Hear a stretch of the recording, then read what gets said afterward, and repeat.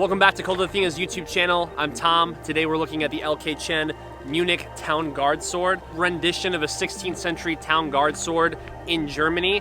Take a look at this one up close and let's get right into it. So what is a town guard sword? Basically, it is a one-handed medieval arming sword with extra hand protection so that you don't have to wear a gauntlet or an armored glove. With an extended position of the hand, you can see the outside of the hand is protected, the inside of the hand is protected, on top and underneath. You have a lot of hand protection on this, wrapping all the way around. So as you're sliding into a parry, into a thrust, your hand, is doing very well. So the thing that also makes this a town guard sword is that it's very broad toward the guard, and then it comes out to an acute point all the way to the tip. Very strong blade for cut and for thrust. Contrary to the rapier. Now, not saying you can't cut with a rapier. This is the Chen Saxony German rapier, which we will have a full review on. And we're going to do a comparison video of the Munich town guard sword and the rapier. What are the differences and why would you want either? If you want to see a video like that, comment below and let me know. All right, talking about specs on this one, it's 40 1/8 inches of overall length. Blade length itself is 34 inches. What we're seeing is a diamond cross section in the middle, which is going to improve rigidity on the blade. So it's not only going to be a very sharp blade, because the edge is very sharp on this one, and you're also just going to get a very strong steel. Point of balance is 3 1/4 inches from the guard. It's balanced right where you want it to be for cut and thrust, which we already talked about, that this would be seen with still using cut, but then you're going to see extended thrust positions as well. Let's talk about the handle itself. The length of the handle, this is a braided wire handle, and it's not loose. So when you grab it and move it around, the braided wire is not moving, which is good because you don't want that to happen. The grip length is 3 3/16 of an inch long. This stainless steel guard, which is intentionally dulled out, not dulled out meaning like it's like crappy, it's dulled out meaning like it's not a mere polish, so it's easier to keep that maintained.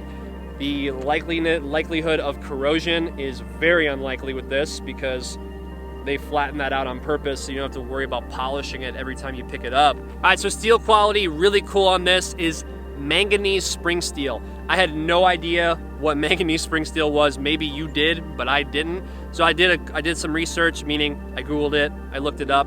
This steel on the sword is known for being used in the mining industry. It's being used for rock crushers because it has high strength and it's very, very corrosion resistant. If you look up the old World War I helmets, this is also sometimes called Hadfield steel. If you look at the old World War I helmets, they're made out of Hadfield steel or Mangaloy or manganese spring steel. There's like 3 primary names on there. Now, the amount of manganese in that is different depending on what they're doing. But if you want to have something that's high strength and very corrosion resistant, you're obviously going to want to put that into a sword. So it's very, very interesting. I've never seen someone use manganese spring steel. If you have, leave a comment below on another sword maker that does, because I would be really interested personally to know that. But it has a very distinct appearance to it. It's strong as hell, and it was cool to do a little bit of research and see that this type of steel dates back to even World War I. Okay, another feature that comes with the Chen Munich town guard sword is a wood cord scabbard. So if we draw this out, you can see that it's actually cut into there. So even the tang that's exposed, that's even covered for the way that he designed the scabbard, which I thought was really unique because you don't really see that very often, or I haven't seen that very often. It's lined with wood, you can kind of see in there, and it's stitched on the back. It's really sweet. There's no real retention on it, not like you should be holding a sword upside down anyway. It's aesthetically pleasing. It's very simple. I'm gonna grab that guard, that way as I move it, it stays in place.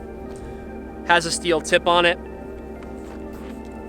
If we flip this over to the other side, you can see the stitching on the back of the scabbard.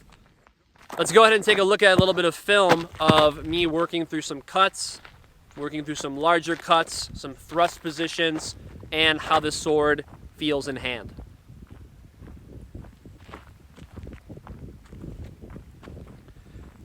All right, so looking at this footage, you're gonna see I'm working a little bit of some cut exercises to just see how the blade comes around from main edge to main edge. This is me just working through an exercise for my own martial arts training, getting a feel on it. I'm using the saber grip that we talked about earlier in the review, and it feels really solid. I don't have a need to really change my grip. The wire wrapping that's on the handle is staying in place. I was out there for probably like a good 30-40 minutes just training this out, getting a feel for this blade.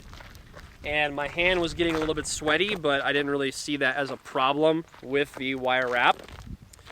Then we move over into cuts, where even working larger cuts, because of how broad it is toward the guard, and then going out to that acute point with a point of balance that's 3 1/4 inches from the guard, the return is smooth, which is critical when it comes to getting off multiple strikes and when it comes to simply having a sword in your hand that actually feels good to hold in your hand. You're not having to pull it back with muscular engagement.